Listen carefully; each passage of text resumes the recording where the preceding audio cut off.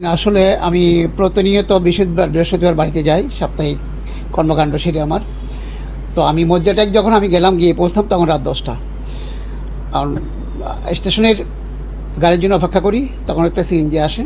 তখন ওরা যে ডাকার দল আমি বুঝতে পারি নাই, আমিও প্যাসেঞ্জার হিসেবে আমি উঠে গেছি আমার বাড়ির গন্তব্যে যাওয়ার জন্য।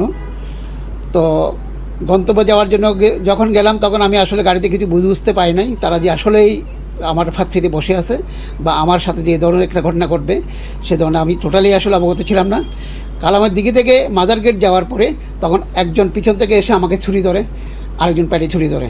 ওরা বলতেছে আওয়াজ করবি না, আওয়াজ করলে তোকে মেরে ফেলবো। এবং যদি আমি বলছি যে আমাকে মারিয়েন না ভাই, আমার কাছ থেকে যা আছে আপনারা নিয়ে নেন।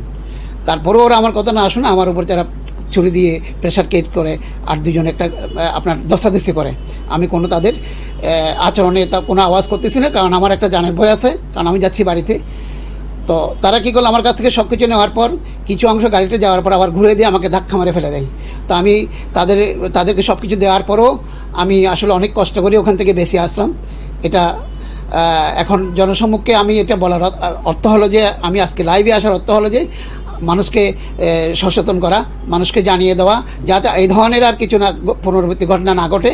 আর প্রশাসনের সহযোগিতা আমাদের একান্ত কাম্য। আরও প্রশাসনের এই হাইওয়ে রোডের মধ্যে আরও প্রশাসনিক কার্যক্রম আরও বাড়ানো দরকার মানুষের নিরাপত্তার জন্য। আমরা যদি আমরা এই কর্ম করে যদি বাড়িতে যদি ঠিকভাবে গিয়ে পৌঁছাতে না পারি, আমরা যদি কোনো জীবনের নিরাপত্তায় না থাকে, তা আসলে আমরা কোন দেশে বসবাস করতেছি।